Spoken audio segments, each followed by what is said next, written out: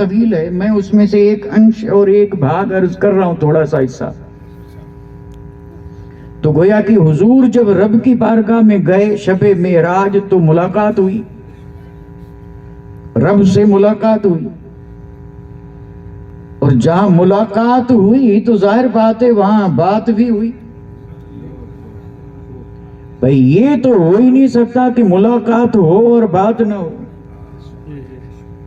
بات نہیں بلکہ باتیں ہوئی ہیں، اور ان باتوں کا ذکر قرآن مجید میں ہے. فَأَوْحَا إِلَىٰ عَبْدِهِ مَا أَوْحَا. یہ جو وحی فرمائی رب نے، یہ کیا تھی؟ باتیں تھی. یعنی رب نے اپنے حبیب سے باتیں فرمائی. مفسرین کرام نے تفاسیر میں اس کی تعداد بھی گنوائی ہے کہ وہ باتیں کتنی تھی. اب چونکہ یہ معاملہ محب اور محبوب کے بیچ کا تھا تو باتیں بھی راز کی باتیں تھیں. راز کی بات ہے، اور راز کہتے ہی اس کو ہیں جو کسی کو بتایا نہ جائے. اب یہاں ایک بات ذہن میں رکھیں، یہ باتیں راز کی تھی. چونکہ حضور رب کے محبوب ہیں اور اللہ محب ہے، محب اور محبوب میں باتیں ہو رہی ہیں راز کی. اب اگر میں آپ سے ایک سوال پوچھوں کہ جیسے حضور رب کے محبوب ہیں تو کوئی تو حضور کا بھی محبوب ہوگا، کوئی تو حضور کا بھی محبوب ہوگا. اور بے شک ہیں، صحابہ کرام حضور کے محبوب ہیں. ویسے تو ساری امت محبوب ہے، صحابہ کرام حضور کے محبوب ہیں. اور ان محبوب میں سے بھی وہ 4 یار، سبحان اللہ. اور 4 یار میں پھر صدیق وفادار. سبحان اللہ، کیا کہنا محبت کا. سبحان اللہ، سبحان اللہ. تو اب جب میرے آقا واپس تشریف لائے، یعنی اس خاکدان عالم میں واپس تشریف لائے، تو رب کے اذن سے وہ جو راز کی باتیں ہوئی تھی ان میں سے کچھ صحابہ کو بتائی. صحابہ کرام کو ان باتوں میں سے کچھ باتیں بتائی. اب وہ جو باتیں حضور نے صحابہ کرام کو بتائی ان میں سے ایک بات، یعنی جو رب کے اور محبوب کے بیچ میں معراج میں جو باتیں ہوئی، ان باتوں میں سے جو باتیں حضور نے صحابہ کو بتائی، ان باتوں میں سے ایک بات یہ تھی. اور وہ بات کیا تھی کہ حضور نے فرمایا، آپ نے صحابہ کرام سے فرمایا کہ میرے دیوانوں، جب میں رب کی بارگاہ میں گیا تو رب نے یوں فرمایا. اب دیکھیں یہ فرمان رب کا ہے اور زبان مصطفیٰ کی ہے. سبحان اللہ. آپ فرما رہے ہیں کہ رب نے یوں فرمایا، اور رب مجھ سے یوں ہم کلام ہوا، اور رب نے فرمایا میرے محبوب انا و انت. اب یہ کتنی بڑی راز کی بات ہے اور کتنی بڑی محبت کی بات ہے. رب فرما رہا ہے کہ میرے محبوب یہاں پہ میں ہوں اور تو ہے، یعنی 2.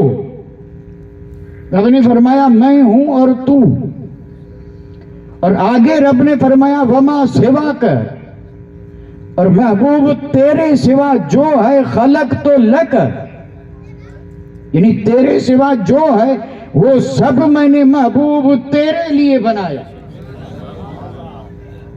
اب یہ حدیث قدسی ہے تو جواب کیا بنا؟ یہی ہے ہمارا ایمان، اور اسی کو کہتے ہیں ایمان.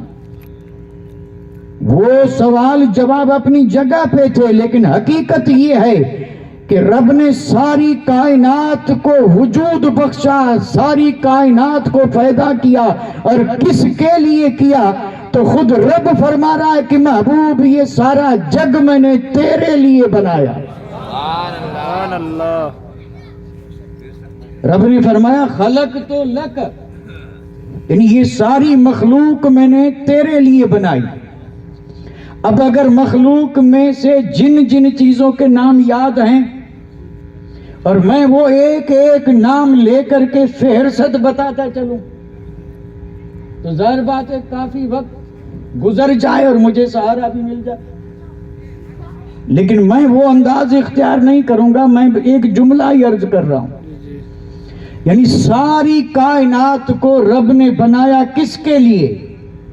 تو جواب یہ ہے مصطفیٰ کے لیے. سبحان اللہ. یعنی ساری کائنات بنی کس کے لیے؟ اور یہ کون فرما رہا ہے؟ رب.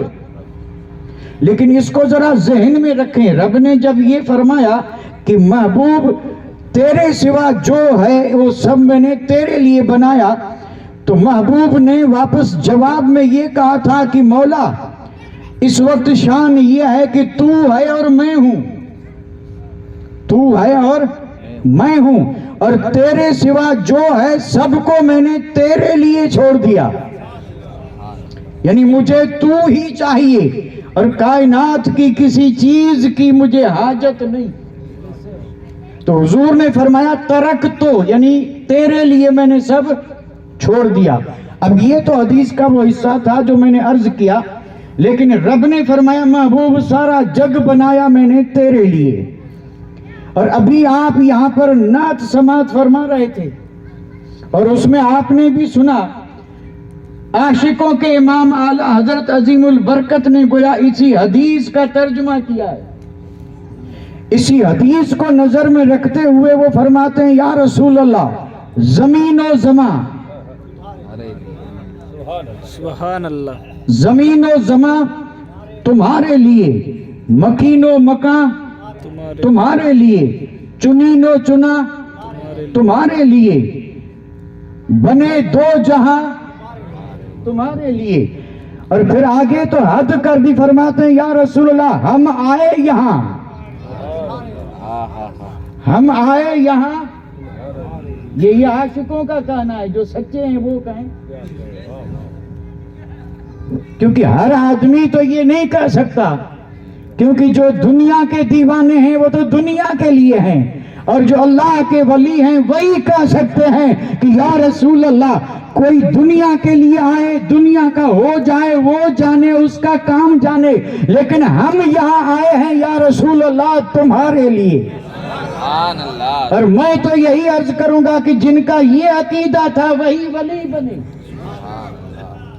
ایک حساب سے ولی کی تعریف بھی ہو جاتی ہے. الحمدللہ ایمان رب کی بہت بڑی دولت ہے، لیکن دنیا میں جینا، اور جینا بھی صرف مصطفیٰ کے لیے، جو یوں جیتے ہیں وہی ولی بنتے ہیں. سبحان اللہ، سبحان اللہ. جو پوری زندگی میں دنیا پر صرف زبان سے نہیں بلکہ اپنے کردار سے، اپنے عمل سے ثابت کر دیتے ہیں کہ یا رسول اللہ ہم آئے یہاں تمہارے لیے. اور جب یہ کہتے ہیں تو پتا چلا اب وہ یوں ہی کہتے ہیں کہ ہمارا اٹھنا بھی یا رسول اللہ تمہارے لیے، ہمارا سونا تمہارے لیے، ہمارا جاگنا تمہارے لیے، ہمارا کھانا پینا تمہارے لیے. دنیا میں ہم جو کچھ بھی کر رہے ہیں یا رسول اللہ یہ سب نہ تو اپنے لیے ہے اور نہ اعزاء اقربا کے لیے، نہ دنیا والوں کے لیے. چونکہ ہم نے غلامی کا پٹا گلے میں ڈالا ہے، اس لیے یا رسول اللہ ہم آئے یہاں تمہارے لیے. اور پھر حد ہو گئی، وہ یہ کہتے ہیں کہ یہاں کی بات تو کیا چیز ہے، قبر اور جب محشر میں اٹھیں گے تو یا رسول اللہ اٹھیں بھی وہاں تمہارے لیے. نعرہ تکبیر، نعرہ رسالت، شان اولیاء کرام، نعرہ تکبیر، نعرہ رسالت. یعنی ہم آئے یہاں تمہارے لیے اور اٹھیں بھی وہاں تمہارے لیے. تمہارے لیے. بے شک. پھر جنت کہاں جائے گی؟ لیکن کچھ لوگ ہوں گے جو جنت کو بھی خاطر میں نہیں لائیں گے، وہاں انہیں جنت نہیں، وہ وہاں بھی کہیں گے یا رسول اللہ جنت ملی، اگر پھر بھی آپ کا دیدار نہ ملا تو ہمیں وہ جنت بھی نہیں چاہیے. ہمیں تو وہ جنت کا لطف بھی تب ملے گا جب جنت میں بھی آپ کا دیدار ملے. اور اس پر بڑی حدیثیں موجود ہیں. تو سارا جہان بنا کس کے لیے؟ حضور کے لیے. اچھا اب جب حضور کے لیے بنا ہے تو جو چیز جس کے لیے بنتی ہے مالک بھی وہی ہوتا ہے. बेशक बेशक ये दूसरी बात अर्ज कर रहा हूं, जी जी यानी जो चीज जिसके लिए बनी, मालिक कौन? वही तो जब कायनात बनी मुस्तफा के लिए, तो मालिक भी कौन है? मुस्तफा मुस्तफा हैं। यानी सारी कायनात का खालिक खुदा है और सारी कायनात के मालिक मुस्तफा है मुस्तफा हैं। बेशक बेशक हम कायनात में हैं या बाहर? कायनात में कायनात में हैं, पक्की बात। तो हमारा ये जिस्म, हमारा घर, आल अयाल, औलाद, माल, मता, इसके मालिक हम हैं या मुस्तफा?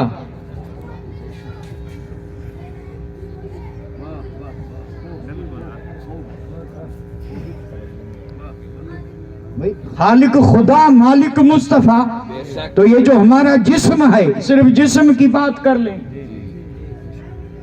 ये हम कहते हैं हमारा जिस्म, अपना जिस्म, मेरा घर।